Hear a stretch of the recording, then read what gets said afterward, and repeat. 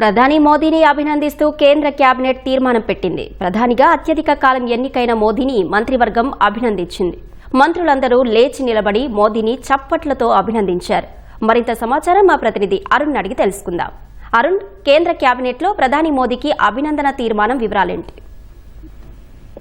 ఈ రోజు కేంద్ర కేబినెట్ భేటీ అయింది.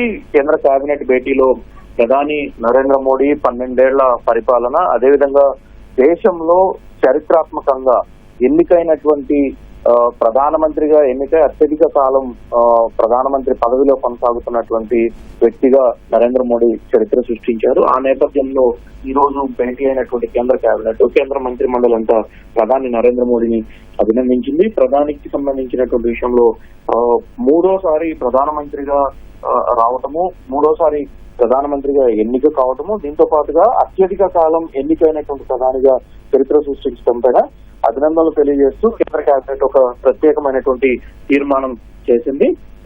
అంతా కేంద్ర కేబినెట్ సభ్యులంతా నిలబడి ప్రధానమంత్రి కేబినెట్ భేటీకి రావడంతోనే నిలబడి అభినందనలు తెలియజేస్తూ స్టాండింగ్ ఓవేషన్ ఇచ్చి ప్రధానికి అభినందనలు తెలిపారు. ఈ సందర్భంగా ప్రధాని ప్రజలతో మమేకమవుతూ నిత్యం ప్రజల్లోనే ఉంటూ ప్రజలకు అవసరమైనటువంటి దేశ రక్షణను కీలకంగా భావించేటువంటి అనేక అంశాల పట్ల ఈ 12 ఏళ్ల కాలంలో చేపట్టినటువంటి అనేక అంశాల పట్ల ప్రధాని తన కేబినెట్ సహచరులందరికీ వివరించి తనకు శుభాకాంక్షలు తెలిపినందరికీ కృతజ్ఞతలు తెలిపారు. ఈ సందర్భంగా అనేక నిర్ణయాలు తీసుకున్నారు. ఈ నిర్ణయాలన్నింటినీ మరి కాసేపట్లో కేంద్ర మంత్రి అశ్విని వైష్ణవ్ మీడియాకి వివరించబోతున్నారు. ధన్యవాదాలు అరుణ్.